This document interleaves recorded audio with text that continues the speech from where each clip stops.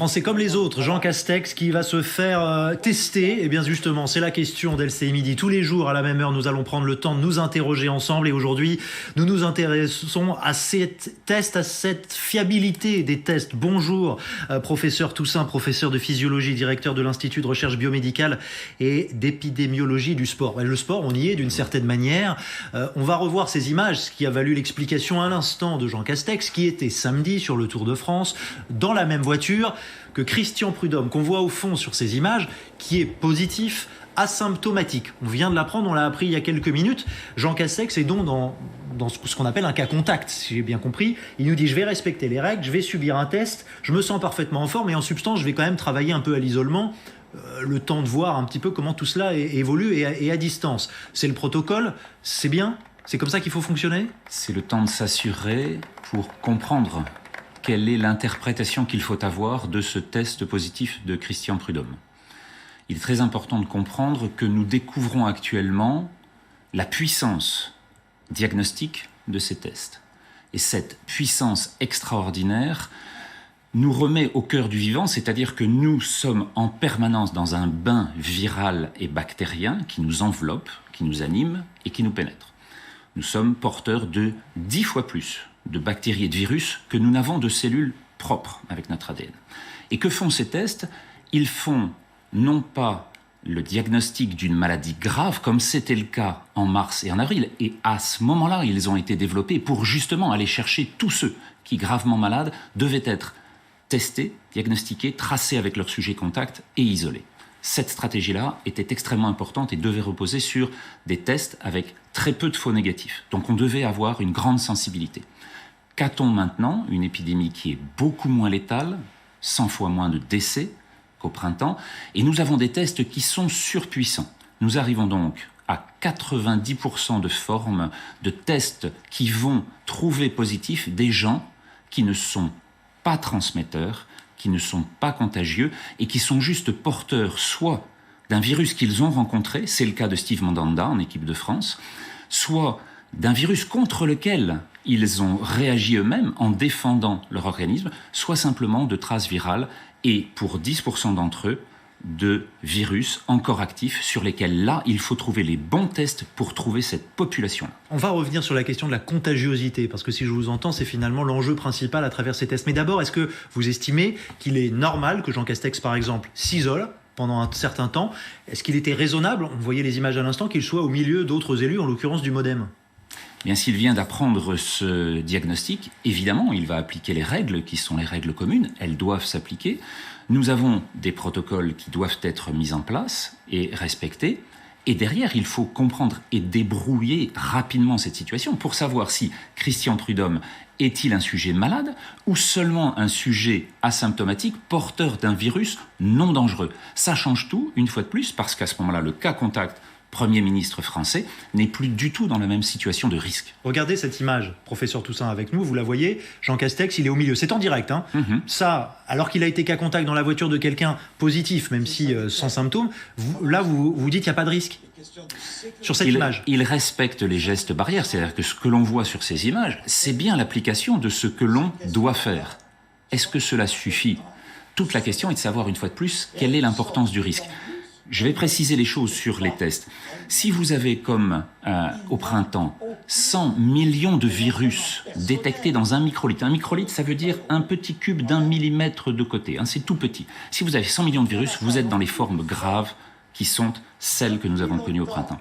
Actuellement, nous avons des tests qui permettent de détecter un virus dans la même quantité. Un virus, c'est-à-dire 100 millions de fois moins. Et aucun des tests rendus par les personnes qui les testent avec les bonnes méthodes, ne disent quel est le seuil avec lequel l'amplification a été faite et qui change tout. Parce qu'au-delà de 24 cycles d'amplification, on sait que les personnes sont très peu contagieuses. Au-delà de 32, on va arriver dans des zones qui sont infinitésimales. Et au-delà de 35, on ne peut même plus avoir en culture un virus détecté. Ce qui veut dire, une fois de plus, que l'importance maintenant de la charge virale doit être communiquée pour qu'on puisse comprendre sur le plan épidémiologique à quoi l'on a affaire. Mais entre Quand on est testé positif, il faudrait qu'on sache quelle est notre charge virale. Absolument. Et est-ce qu'on est du coup contagieux? C'est bien ça que je comprends. Qui va donner le risque de contagiosité et le risque de transmettre à ses grands-parents, ce qui serait fort dommageable actuellement, alors que l'on voit régresser progressivement la létalité. Or, ces mesures-là ne sont pas données. Il faut qu'elles le soient. On peut les donner?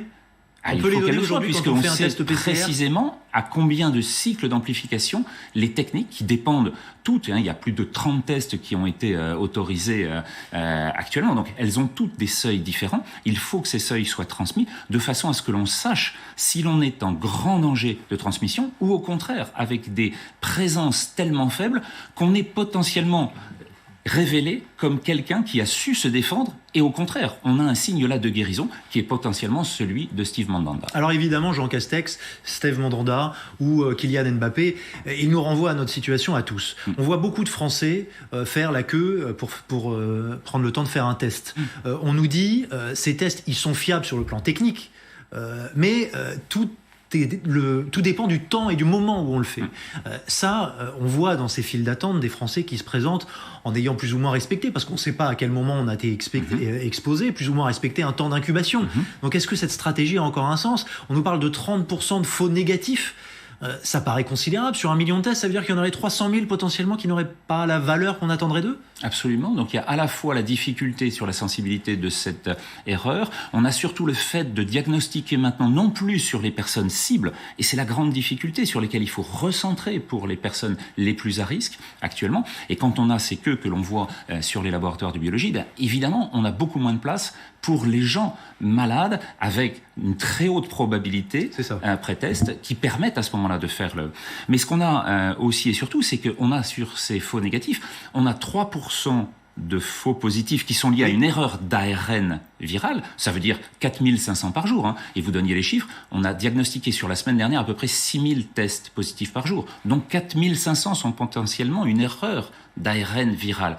Mais qu'est-ce que ça veut dire ça, pardonnez-moi? Comment on peut faire un faux test positif? Eh bien c'est simplement parce que les séquences qui sont prises ne correspondent pas précisément à celles du SARS-CoV-2. Donc ça, c'est le premier point sur les faux positifs d'ARN. Mais plus encore, une fois qu'on est positif, c'est ce que l'on trouve sur l'intensité, et donc ça revient au débat sur la charge virale, la quantité de virus présente.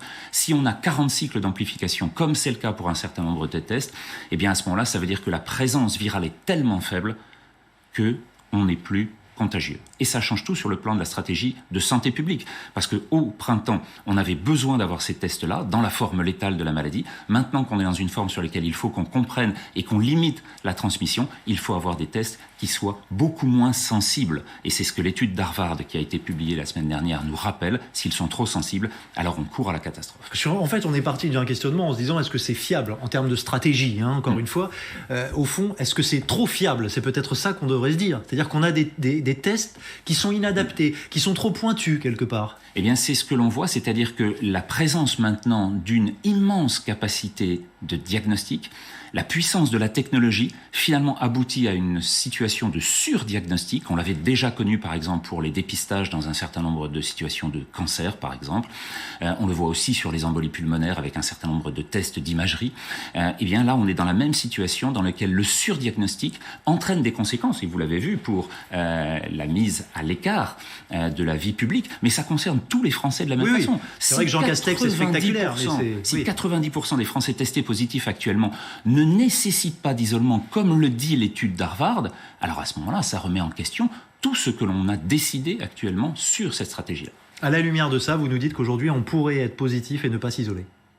Eh bien, c'est ce que les Suisses ont proposé en mettant un masque seulement pour limiter cette contamination. C'est ce qu'a fait le Premier ministre d'ailleurs au cours de cette étape du Tour de France. Et puis l'autre question, c'est de savoir pourquoi est-ce qu'on réduit de 14 à 7 jours la quatorzaine qui va devenir une septaine, alors que dans le même temps, on nous dit mais il y a une augmentation considérable de la pandémie qui n'est qu'une épidémie de cas positifs. Le nombre de morts est toujours en dessous de 20 en moyenne par jour depuis mi-juillet. Donc ça va faire bientôt 8 semaines qu'on a une phase, qui ne réaugmente pas en termes de létalité et qui ne voit augmenter que ces cas Et positifs. ça, vous l'expliquez Si comment? on Nous a dit qu'on prenait mieux en charge aussi les cas les plus difficiles à l'hôpital, Oui, qui absolument. évitaient l'aggravation, et puis qu'on testait aussi et qu'on Absolument. prenait en charge suffisamment tôt. C'est aussi pour ça qu'on On a une explique. diminution de la mortalité dans les prises en charge hospitalières et les prises en charge de réanimation. Donc ça, c'est une très bonne chose sur les corticoïdes, sur les anticoagulants, sur l'oxygénothérapie et sans intubation. On voit que ces progrès-là ont été considérables et permettent de réduire de 20 à 30% cette mortalité. Mais en amont de tout cela, on voit bien que l'effet n'est pas celui d'une réaugmentation de la mortalité, mais seulement celui d'une explosion de cas positifs. Eh bien, si on comprend que les tests sont trop sensibles, on a une partie, non pas toute l'explication, mais on a une très grande partie de l'explication. Allons au bout du raisonnement, professeur Toussaint. Si je vous écoute, je me dis que finalement, les tentes qu'on a vues installées à Paris ou ailleurs, où chacun peut se présenter pour se faire dépister, on devrait les fermer? Eh bien, c'est en tout cas une immense difficulté de ciblage des populations à risque. Et une fois de plus, il faut revenir à la maîtrise et à l'évaluation du risque réel. Et c'est autour de ces données réelles qu'il faut définir la stratégie. Oui, mais ça, vous conviendrez, vous n'êtes pas politique et moi non plus. Vous n'avez pas à prendre des décisions qui engagent la vie de chacun. Mais c'est très difficile parce que ça peut paraître très théorique. En pratique, c'est plus difficile à décliner concrètement sur le terrain, non ? Oui, bien entendu que c'est sur des choix qui doivent être faits, mais qui doivent être réévalués. Ce que l'on dit depuis le début, c'est que cette évaluation, cette réévaluation doit être quotidienne.